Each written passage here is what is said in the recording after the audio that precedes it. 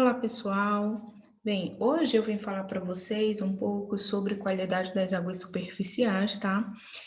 Nessa aula, mais especificamente sobre os parâmetros, tá? De qualidade de água. Bem, eu vou começar uma breve introdução aí a respeito do que se trata, né? A qualidade de água, e já nós vamos ver os principais parâmetros que são monitorados quando a gente quer saber, né, se a água tem qualidade ou não. Então, a qualidade da água, gente, ela pode ser assim conceituada como um conjunto de características físicas, químicas e biológicas que a água apresenta.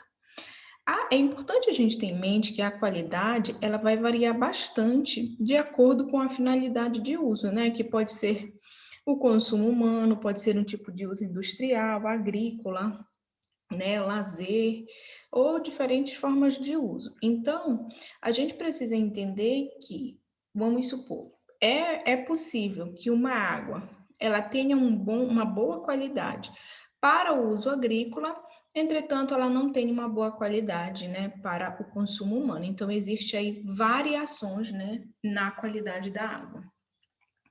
Existem padrões, tá, de classificação que permitem classificar a água de acordo com sua qualidade, de acordo com a sua potabilidade, né?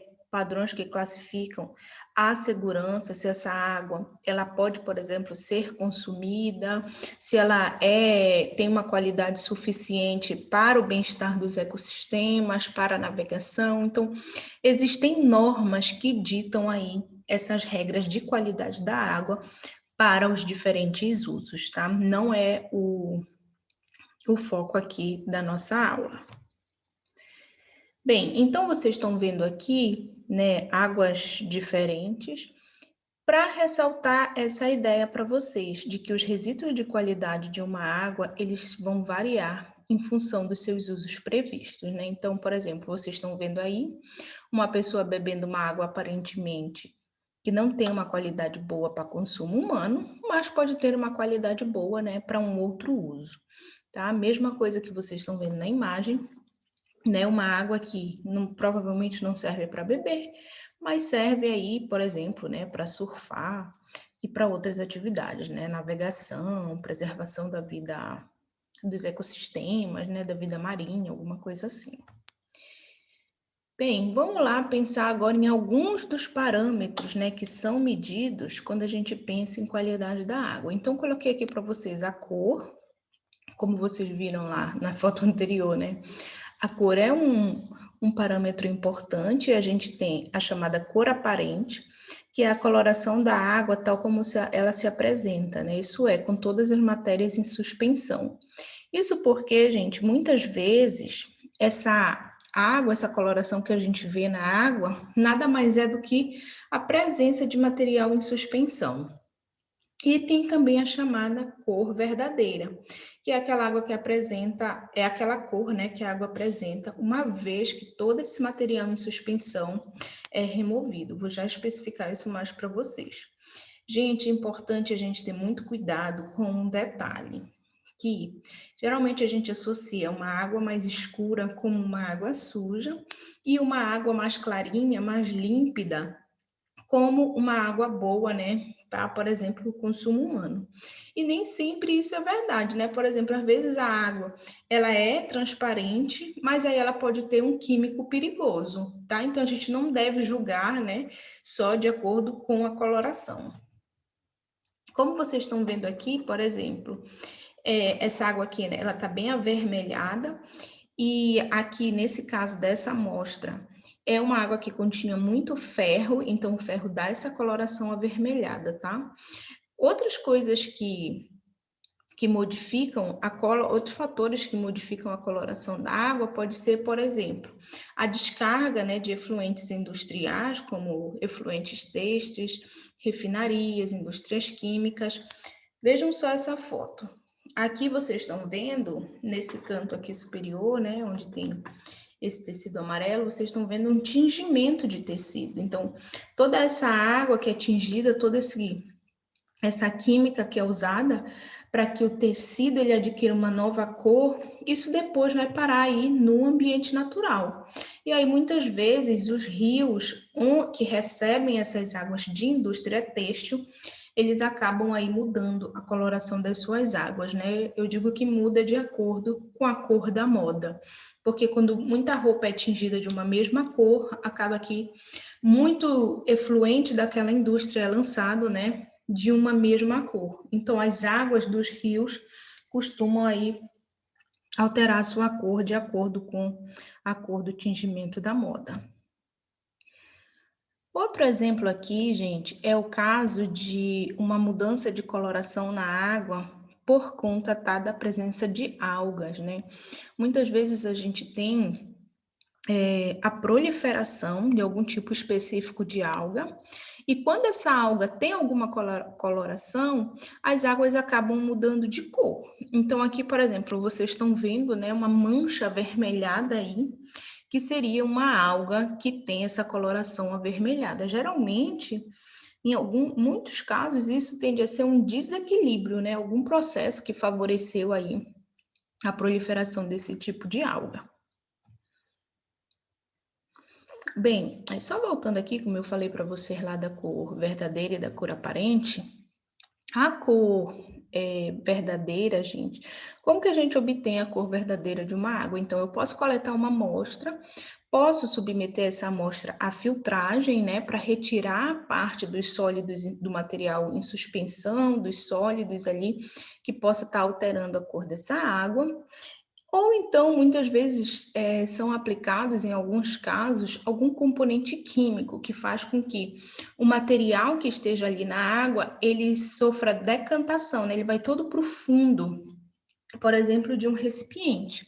E aí a gente tem, né, a gente vai poder observar só a cor mesmo da água, sem aquele material em suspensão que causa modificação na sua cor, tá? Aqui, com respeito aos sólidos totais, que também é outro parâmetro importante. O conceito de sólidos totais diz que esses sólidos correspondem aí a toda a matéria tá, contida na água que seja sólida. Então, quando a gente vai estudar sólidos totais, um dos meios aí da gente medir esses sólidos é através da evaporação da água nessa temperatura que vocês estão vendo, entre 103 a 105 graus. Então, a gente põe a água para evaporar, né? Geralmente dentro de uma estufa. E aí, a água evapora e naquele frasco ali que a gente utilizou, os sólidos, eles vão ficar no frasco. Dependendo do tamanho desses sólidos, eles podem ser classificados como sólidos dissolvidos, que são aqueles menores, sólidos coloidais, que tem um tamanho intermediário, e sólidos em suspensão, que já é aí um pouquinho maior. Então, aqui vocês estão vendo, por exemplo, né, um rio de Moçambique, e vocês estão vendo que esse rio ele vem com uma água bem barrenta, uma água mais escura. E esse rio ele está levando todo esse material aí em direção ao mar, né? Isso aí que vocês estão vendo escuro, gente, na água do rio, nada mais é do que os sólidos em suspensão, né? Isso aí é a carga sedimentar, aquele material suspenso que vem na água do rio, tá? E aí aqui vocês estão vendo no oceano aqui essa chegada desse material sólido em suspensão é a chamada pluma de sedimentos, que é depositada no oceano. Aqui para vocês, né, um exemplo, por exemplo, das águas de outeiro, que são águas escuras. Geralmente, as águas das nossas praias, elas já tendem a ser mais escuras, né? A gente não tem praias, por exemplo, igual no Nordeste, com aquela água bastante transparente. Porque como a gente tem muitos rios e os nossos rios têm uma carga sedimentar muito alta, acaba que a água que chega na nossa zona costeira desses rios, ela já é uma água mais escura, né? Então a nossa zona costeira aí ela é bastante rica em sedimentos, em sólidos em suspensão. Tá? Então aqui para vocês também um exemplo do Rio Negro e Solimões, aí vocês podem ver aqui uma água bem escura, né? E uma água né, sem todo esse material em suspensão. Vocês sabem que a água do Rio Negro e Solimões, elas não se não se misturam, né? Elas têm temperaturas diferentes, composição química diferente, velocidades diferentes, o que impede aí essa mistura. Outro fator importante, gente, é a temperatura, né? A temperatura, vocês sabem, ela funciona de catalisador. Nas reações químicas, ela vai alterar a solubilidade dos gases, a taxa de crescimento, né, dos micro-organismos, porque ela pode afetar o metabolismo desses micro-organismos. Então, a temperatura, ela acaba regulando, a temperatura da água acaba regulando muitas coisas importantes. Aqui vocês estão vendo, por exemplo, né, uma região polar e uma região tropical. Claro que na região polar a temperatura é mais baixa, né? Então, aqui automaticamente a gente pode inferir, né, para quem estuda a qualidade da água, que vamos pensar no caso do oxigênio, que aqui na região polar as águas elas são mais ricas em oxigênio, porque geralmente quanto maior a temperatura, mais solúvel o oxigênio se torna. Tá? Então, nas águas frias, elas tendem a ser mais oxigenadas. Diferente do que acontece aí, né, na região tropical, onde a gente tem as águas quentes. Coloquei aqui um gráfico para vocês que mostra a relação, né, da temperatura com a solubilidade da água. Então, vamos ver aqui o exemplo do oxigênio em vermelho. Não, vamos ver aqui do CO2, porque o do CO2 está bem visível. Aqui vocês conseguem ver que quanto maior a temperatura, menor a quantidade de CO2 na água, né? Por quê? Porque, como eu falei para vocês, os gases, eles tendem a ser solúveis em altas temperaturas. Então, à medida que a temperatura aumenta, olha aqui o CO2 diminuindo. E isso acontece aí não só para o CO2, tá? Mas também para o oxigênio. A temperatura, gente, ela também, claro, como eu falei para vocês, vai influenciar o metabolismo dos organismos, né? Então, a gente tem aí organismos que são bastante específicos, né, com relação à temperatura e outros nem tanto. Então, vamos pensar aqui. A influência da temperatura no crescimento, né, da Escherichia coli, uma bactéria fecal. Então, vocês estão vendo aqui que existe uma certa temperatura que favorece aí o crescimento, aqui é a taxa de crescimento. A taxa de crescimento, né, dessas bactérias. À medida aqui que a temperatura aumenta muito, né, para cá já está chegando perto de 50 graus, vocês estão vendo que a taxa de crescimento das bactérias diminuiu do mesmo jeito aqui, quando a água é muito fria. E aqui vocês têm o mesmo gráfico, só que para outros tipos, tá, de bactéria. Então, cada organismo vai ter aí, né, o que seria o seu ótimo ecológico, a sua temperatura ideal. Outro fator, outro parâmetro importante, gente, é o pH, que vocês conhecem aí também como potencial hidrogênio iônico, que nada mais é do que a concentração de íons hidrogênio, né, na água, íons H+. Bem, o pH, gente, ele pode ser calculado aí por uma expressãozinha que vocês estão vendo aqui, né? Então, a gente pode medir a quantidade de íons hidrogênios na água, mas hoje em dia é muito comum, quando a gente vai trabalhar, já levar uma sondazinha que meça o pH ali mesmo no ambiente aquático, ou muitas vezes a gente coleta uma amostra de água e leva para medir em laboratório. De acordo com o pH, as águas elas podem ser classificadas em ácidas, quando o pH é menor que 7. Geralmente as águas de rio, elas tendem a ser ácidas, né? O pH delas pode chegar aí em torno de 5. Águas neutras, quando o pH é igual a 7. E águas alcalinas, quando o pH é maior do que 8, que é característica de ambiente marinho.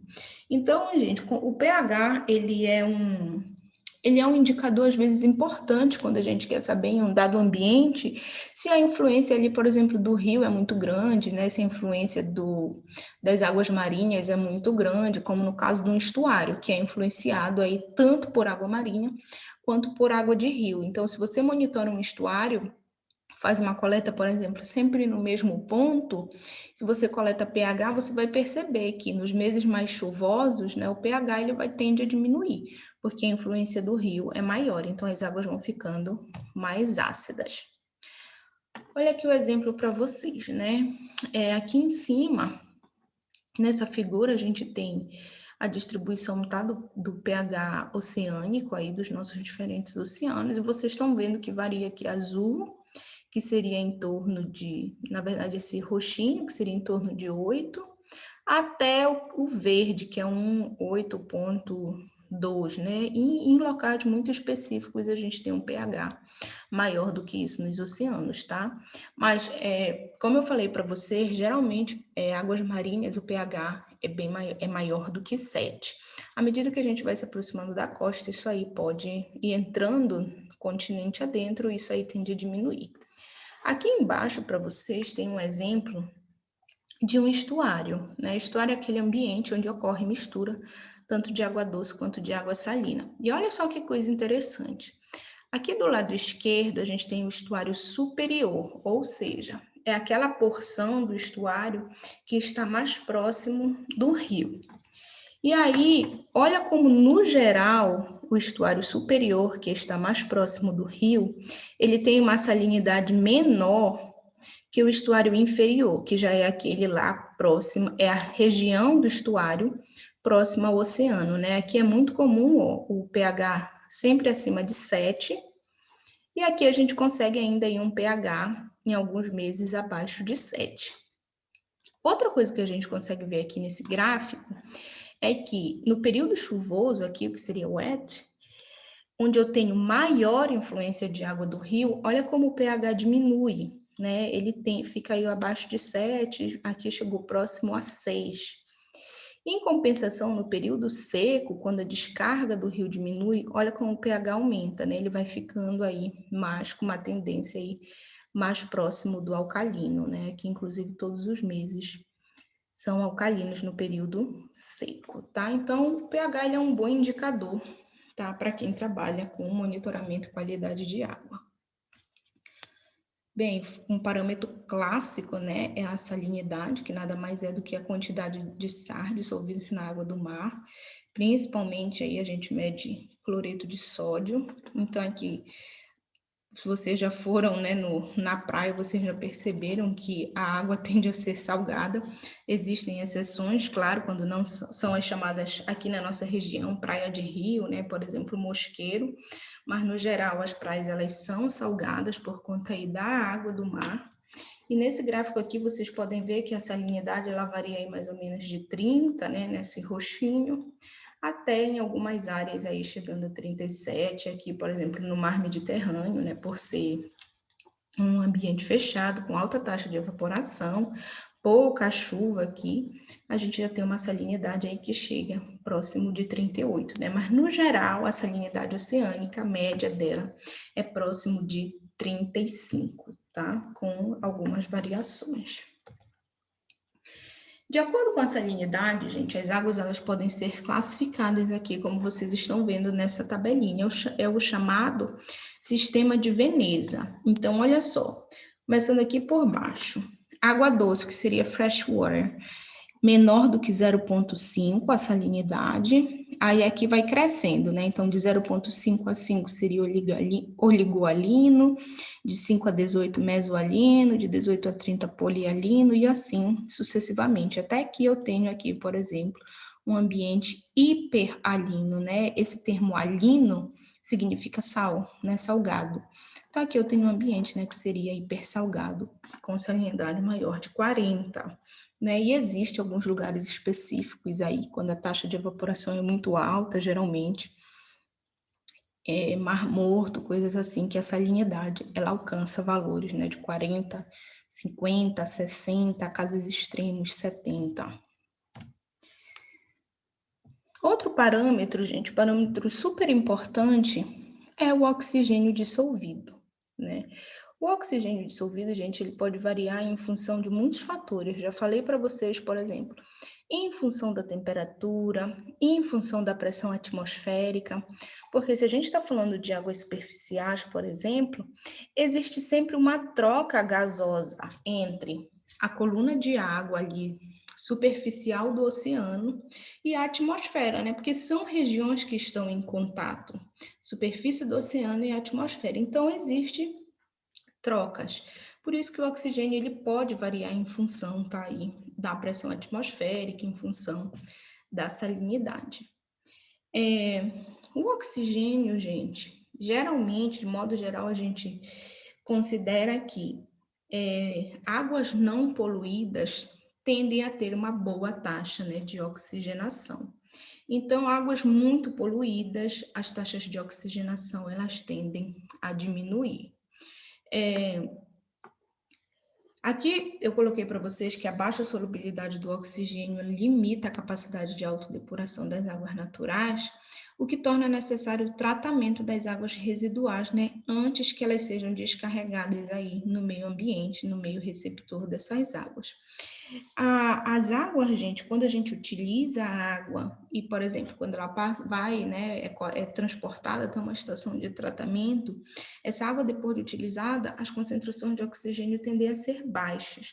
E aí é necessário, então, que elas sejam tratadas antes de serem lançadas num corpo hídrico, justamente para que não haja aí desequilíbrio na oxigenação dessas águas. Porque se nós começarmos a lançar dentro dos corpos hídricos águas pouco oxigenadas, claro que isso vai fazer com que o ambiente ali se torne pouco oxigenado e isso vai causar problemas, né, no equilíbrio ali para as espécies que vivem ali.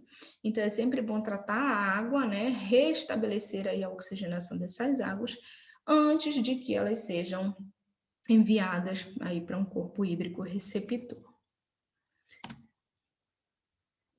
Outro parâmetro importante, gente, eu vou falar agora para vocês, tá, de alguns nutrientes. Os nutrientes mais importantes são nitrogênio, fósforo e sílica. Geralmente, quando se trata de qualidade da água, né, são pelo menos esses três que a gente costuma monitorar, né?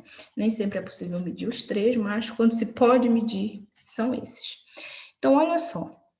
O que a gente, aqui eu coloquei para vocês o que a gente chama de nitrogênio total, que nada mais é do que a soma aí da fração do nitrogênio orgânico mais o inorgânico, juntos eles dois correspondem ao nitrogênio total. O nitrogênio orgânico, gente, é aquele nitrogênio que, por exemplo, ocorre na forma de proteínas, aminoácidos e ureia, né? É o nitrogênio orgânico.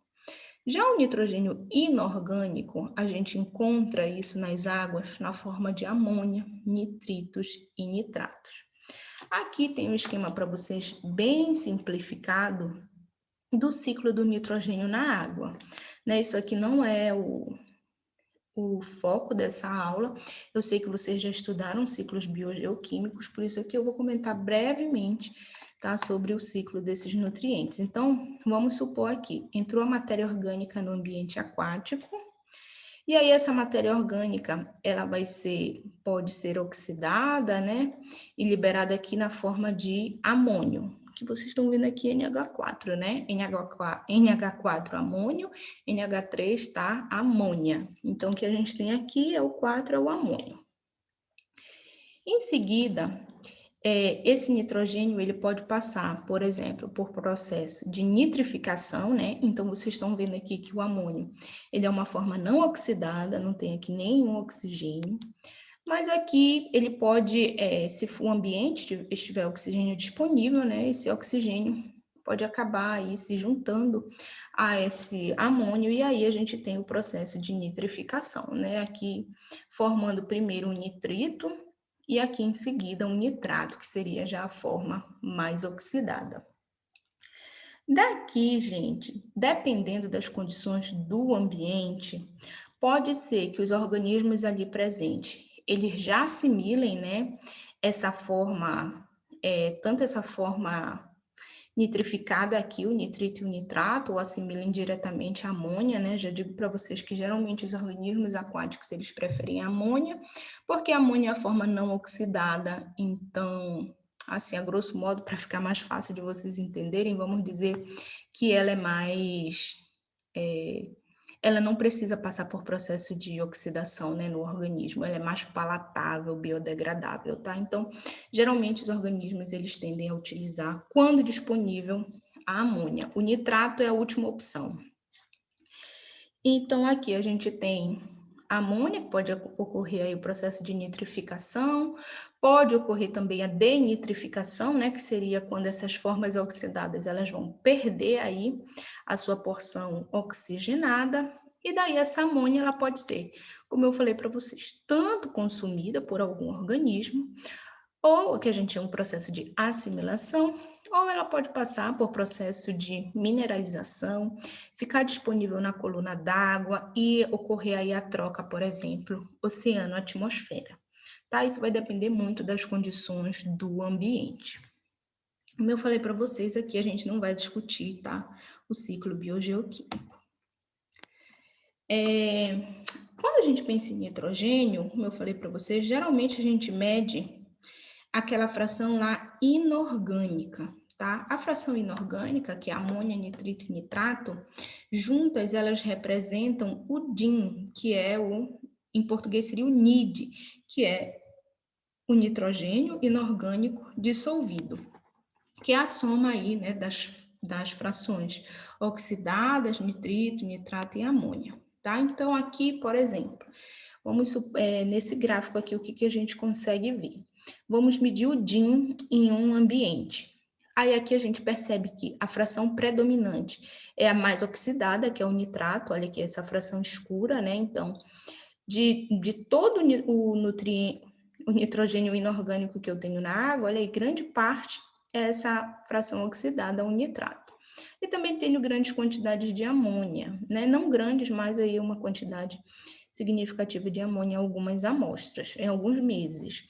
Percebam que o NO2, o nitrito, né, ele quase não aparece, porque aqui ele é possivelmente aí só um intermediário, né, entre a amônia e o nitrato.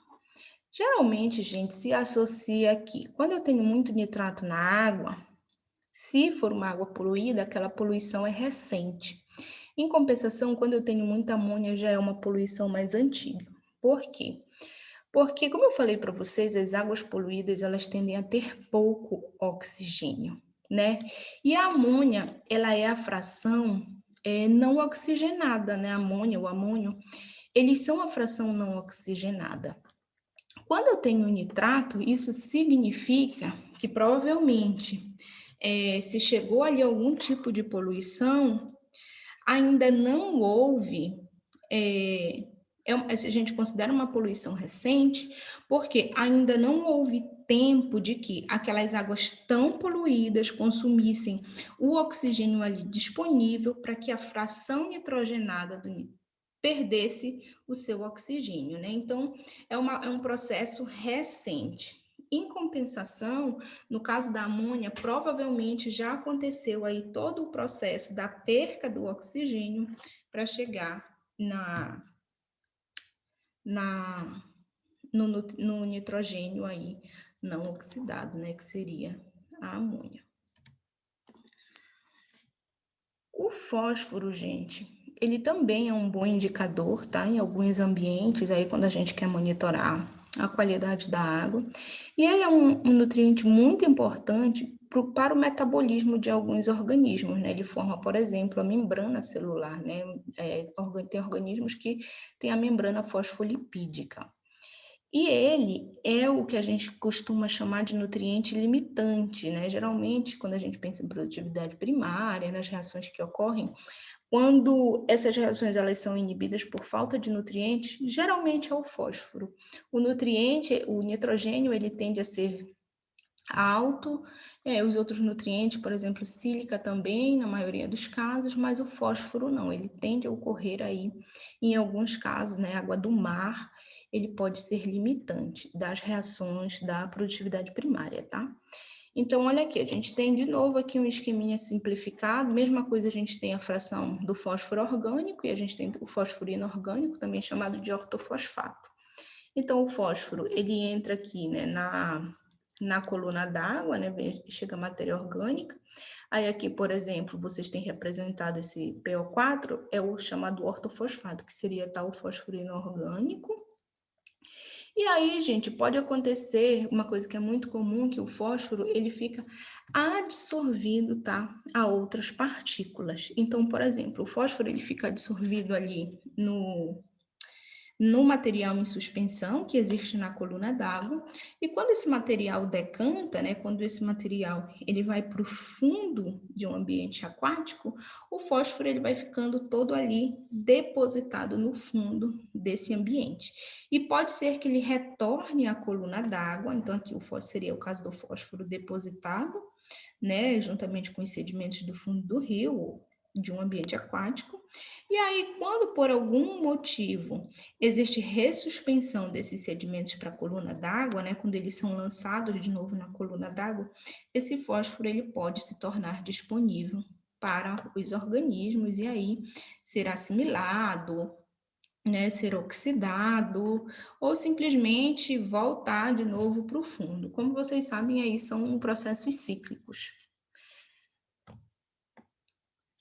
Já os silicatos, gente, ele tende a ser um nutriente importante porque ele auxilia aí na formação, tá, das chamadas frústulas das diatomáceas, radiolares, silicoflagelados, né?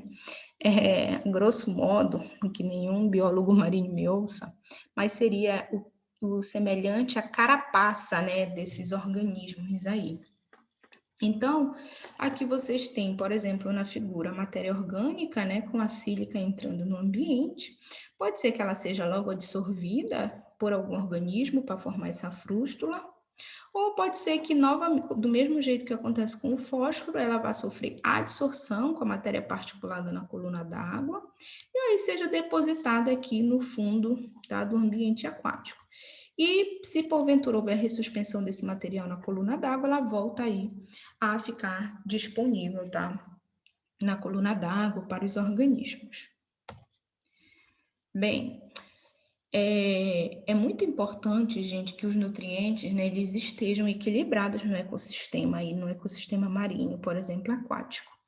Existe uma relação molar, que é chamada de relação de Redfield, que fala assim, diz assim, que para cada 16 mols de nitrogênio, um ambiente marinho não perturbado possui 1 mol de fósforo. Então, é essa relação aqui que vocês estão vendo, 16:1, que é a relação nitrogênio e fósforo.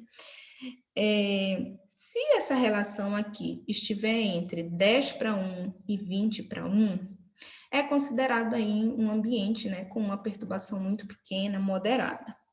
Entretanto, se a gente for medir no ambiente e encontrar essa relação maior que 20, então 20 mols de nitrogênio para cada 1 mol de fósforo, aí a gente já diz que o fósforo ele está muito abaixo da quantidade e ele passa a ser limitante, tá? Na produção primária dos organismos. Quando a gente pensa na sílica e no fósforo, existe outra relação, que é essa relação de 15:1. Então, mesma coisa. Para 15 mols de sílica aí, num ambiente em equilíbrio, nós vamos ter 1 mol de fósforo. Percebam que o nitrogênio e a sílica, né, as concentrações são aí parecidas e bem mais altas do que a concentração do fósforo, por isso que ele é tido como o nutriente limitante. Bem, pessoal, essa aula encerra por aqui. Eu espero que vocês tenham entendido. Vocês sabem que qualquer coisa vocês podem me contactar. Um abraço.